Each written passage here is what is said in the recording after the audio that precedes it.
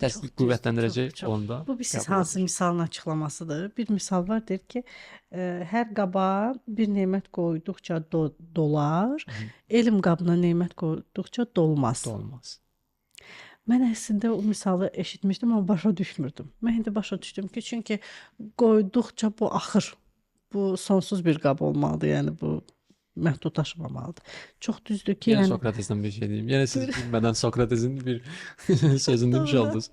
Bir şey bilirəm ki, heç bir şey bilmirəm. doğru, hə.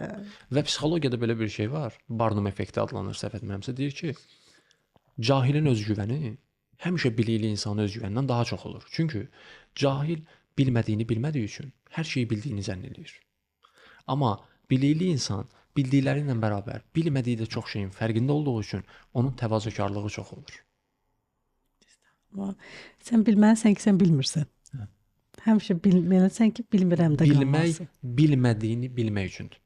Doğru, doğru. Anladabildim? Bilmək bilmədiyimizi bilmək üçündür. Ona görə özümüzü də bilmədiyimiz üçün dərindən, söhbəti belə davam etdirə bilərik ki, biz özümüzü də dərindən bilmirik. Tanımaq istəyiriksə, duyğularımızı anlamalıyıq biz. Ki mən nə hiss edirəm? Bu duyğumun adı nədir? Məsələn, bu utancaqlıqdırmı, günahkarlıqdırmı, yetərsizlikdirmi, bacarıqsızmı hiss edirəm, dəyərsiz olduğuma inanıram. Nədir mənim içimdə olan bu neqativlər? Əslində çox sadədir Gülbala. Yəni sən evdə oturub bir qələm və bir kağız götürməklə özündən tanış ola bilərsən. Bəli, yazaraq insan özündən tanış ola bilər. Sıxıntılarını yazaraq özünü bunu Hansı vermiş ola ki- bilərik. Bəli, Pulsuz bəli, insanlar bəli. istifadə edə bilərlər bundan ki, yazmaq. Çünki zehnimizdən davamlı düşüncələr keçir. Hər 3-5 saniyədən bir düşüncə dəyişir.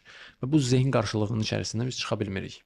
Doğrumu? Doğru. Amma yazdığımızda isə odaqlanırıq. Amma bu yazmaq bir texnikadır və burada bir önəmli bir məqam var ki, insan şuurunu gərək işin içinə, ağlını işin içinə gərək qatmasın.